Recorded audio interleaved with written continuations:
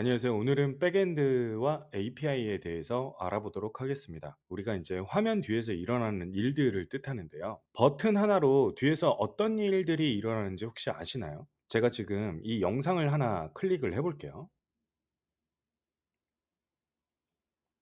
그쵸?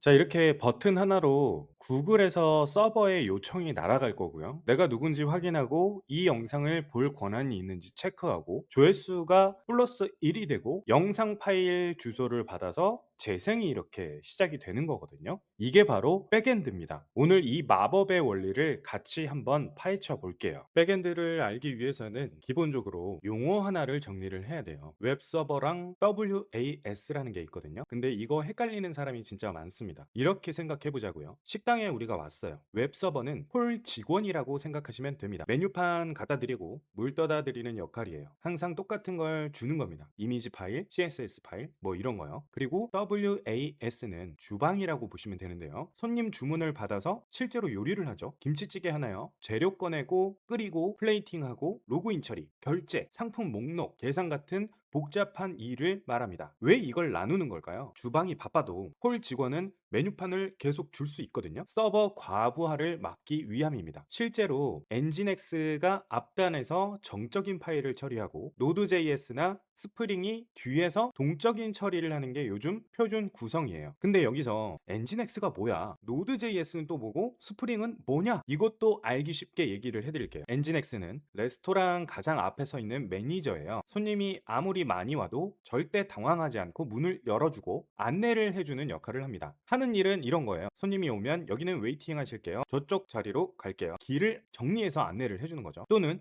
손님이 오늘 메뉴판 좀 보여주세요 하면 주방에 물어보지 않고 자기가 들고 있던 메뉴판을 바로 꺼내서 손님 손에 쥐어주는 거죠. 이걸 컴퓨터용어로 정적 파일 처리라고 해요. 그리고 또 하나는 나쁜 악당이 주방을 부수려고 들어오며 앞장서서 막아주는 보디가드 역할도 해냅니다. 자, 그럼 두 번째, 노드.js는 뭐냐? 혼자서 다 하는 만능 퀵 서비스 요리사라고 보시면 됩니다. 엔진엑스 매니저님이 손님 들어갑니다 하고 주문서를 주방으로 던졌을 때 그 주문을 받는 첫 번째 주방의 요리사가 바로 노드.js예요.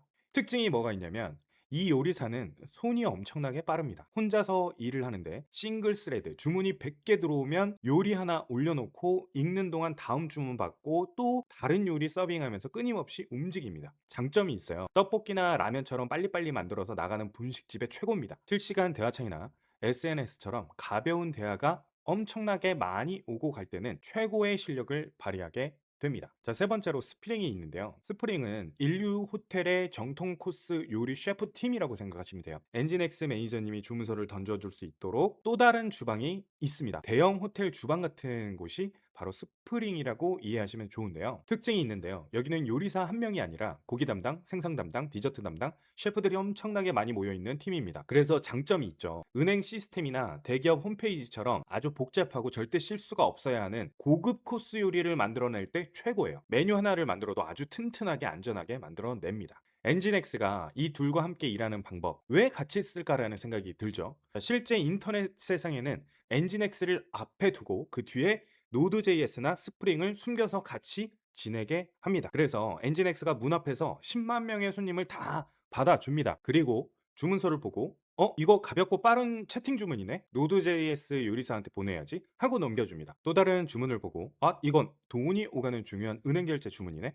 튼튼한 스프링 셰프팀한테 보내야지 하고 나눠줍니다. 이렇게 엔진엑스가 앞에서 교통 정리를 잘 해주기 때문에 노드.js와 스프링 주방은 요리에만 집중할 수 있어서 인터넷 사이트가 터지지 않고 부드럽게 잘 돌아가는 겁니다. AI한테 웹서버 만들어줘 하면 이 구조로 만들어 달라는 거예요. 자, 다음은 프로그래밍 언어에 대해서 말씀을 드릴게요. 방언이라고 생각하시면 좋습니다. 다른 언어가 아니에요. 바이브 코딩 하다 보면 파이썬으로 백엔드를 만들기도 하고 자바스크립트로 만들기도 하고 자바로 만들기도 해요. 다 다른 언어인데 어떻게 다 이해하지? 이게 걱정되는 분들 있죠. 사실 프로그래밍 언어는 방언이라고 그랬잖아요. 사랑해, I love you, 워아이니 같은 말들이 표현은 다르지만 의미는 다 똑같잖아요. 코드도 마찬가지입니다. if, for, return, else 뭐 이런 논리 구조는 모두 언어가 똑같아요. 표기법만 살짝씩 다른 겁니다. 1996년에 수학자들이 증명을 했어요. 순차, 선택, 반복 이 세 가지만 있으면 세상 모든 프로그램을 만들 수 있다라고요. 로제타 코드라는 사이트가 있는데 같은 문제를 933개 언어로 풀어 놓은 곳이에요. 보면 압니다. 예, 구조가 다 똑같거든요. AI 코딩할 때 어떤 언어든 겁내지 마세요. 논리가 같으면 AI가 언어를 바꿔치기 해줍니다. 자, 다음은 REST API라는 걸 알아볼 텐데요. 단순하게 식당 웨이터라고 생각하시면 이해하기 쉽습니다. 이게 핵심인데요. API는 다들 들어봤죠? 근데 이게 뭔지 정확하게 모르는 분들이 많아요. API는 어플리케이션 프로그래밍 인터페이스의 약자입니다. 솔직히 이거 몰라도 돼요. 플레임은 중요하지 않고요. 이렇게 생각하세요. 내가 식당에 갔는데 손님이 직접 주방에 들어가서 요리할 수 있나요? 이거 안 되죠. 웨이터가 있잖아요. 오늘의 메뉴는요, 주방에 전달하고 완성된 요리를 다시 손님한테 갖다 줘요. 이게 API가 하는 일입니다. 웨이터라고 생각하시면 된다라고 했죠. 그래서 클라이언트는 손님이고 API는 웨이터고 서버와 DB는 주방이라고 생각하시면 굉장히 심플해집니다. 손님은 주방에서 어떤 식재료를 쓰는지 몰라도 돼요. 웨이터한테 주문만 잘하면 되는 겁니다. 즉 API한테 주문을 잘하면 되는 거겠죠. REST API는 이 웨이터가 따르는 규칙이에요. 2000년에 REST API는 이 웨이터가 따르는 규칙이라고 생각하시면 됩니다. 2000년도에 로이 파일딩이라는 분이 박사 논문에서 정리한 규칙이에요. 서버는 핵심 규칙 하나만 기억하자고요. 무상태성. 매번 주문할 때마다 저 단골이에요 라고 말하지 않아도 되나요? 아니요, 말해야 돼요. 서버는 당신을 기억하지 않습니다. 그래서 매 요청에 인증 정보, 즉 토큰을 담아 보내는 거거든요. 구독! 자, 다음은 HTTP 메서드에 대해서 알아보겠습니다. 카페를 가잖아요. 그러면 주문 방식이 네 가지예요. 카페에서 주문하는 방식이 여러 가지잖아요. API도 요청 방식이 있어요. 네 가지만 기억하시면 되거든요. get은 메뉴판 보기라고 생각하시면 됩니다. 뭐 있어요? 하고 물어보는 거예요. 서버에 아무런 변화도 없습니다. 읽기 전용이라고 생각하시면 되고요. 두 번째는 포스트, 새로운 주문 넣기예요. 아메리카노 하나 새로 주문할게요. 그러면 새로운 데이터를 만들어 냅니다. 그리고 세 번째는 put, 주문 전체 변경이에요. 아까 주문한 거 다 취소하고 라떼로 바꿔주세요. 기존 것을 통째로 교체하는 겁니다. 네 번째는 패치, 부분 변경이에요. 샷 추가만 해주세요. 일부만 수정해주세요. 이런 걸 뜻하고요. 추가로 한 가지 더 알려드리면 딜리트, 그냥 주문 취소입니다. 그냥 없애버리는 거죠. 재밌는 건 get만 이 세 가지를 동시에 충족을 해요. 안전하고 명등하고 캐싱도 돼요. 명등이 뭐냐면 전등 스위치처럼 이미 켜져 있을 때 켜기 버튼을 100번 눌러도 결과는 같은 겁니다. 포스트는 명등하지 않아요. 주문 100번 누르면 주문건이 100번이 생깁니다. 이해되시죠? 다음은 CRUD라는 건데요. CRUD라는 단어는 들어본 적이 있으실 거예요. Create, Read, Update, Delete 총 4가지입니다. 포스트잇 게시판이라고 생각하시면 되는데요. Create는 새 포스트잇 붙이기, Read는 포스트잇 읽기, Update는 내용 고쳐 쓰기, Delete는 말 그대로 삭제하기입니다. 포스트잇을 떼어내기라고 보시면 됩니다. 세상 모든 앱이 결국 이 4가지 안에 들어가요.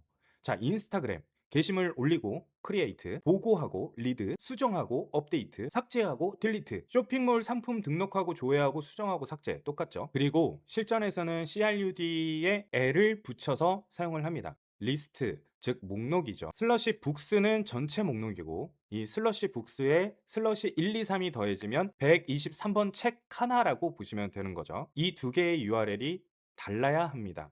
AI한테 API 만들어 달라고 하면 이 구조로 요청을 하시면 돼요. 자, 다음은 JSON 파일에 대해서 알아보겠습니다. 자, API가 데이터를 주고받을 때 어떤 형식으로 보낼까요? 바로 JSON 파일 형식입니다. 2001년에 더글라스 크로크포드라는 분이 차고에서 만들었어요. 왜 XML 대신에 JSON을 쓰느냐라고 물으면 이렇게 생각해 보자고요. 포장이에요. XML은 같은 물건을 박스 안에 박스로 포장하는 스타일이에요. 그리고 JSON은 작은 봉투에 딱 필요한 것만 넣습니다. 이게 얼마나 차이가 나냐면요. 같은 데이터를 담을 때 JSON이 XML보다 3050%나 작아요. 즉 파싱이라고 하는데 읽어내기 속도가 23배나 빠르다고 합니다. 그래서 지금 전 세계 API 78%가 바로 이 JSON 파일 형식을 사용하고 있어요. 대단하죠? 2001년 차고에서 만들어진 게 지금 인터넷 기반이 된 거라고 생각하시면 됩니다. 자, 다음은 HTTP 상태 코드인데요. 바로 신호등이라고 보시면 됩니다. API를 쓰다 보면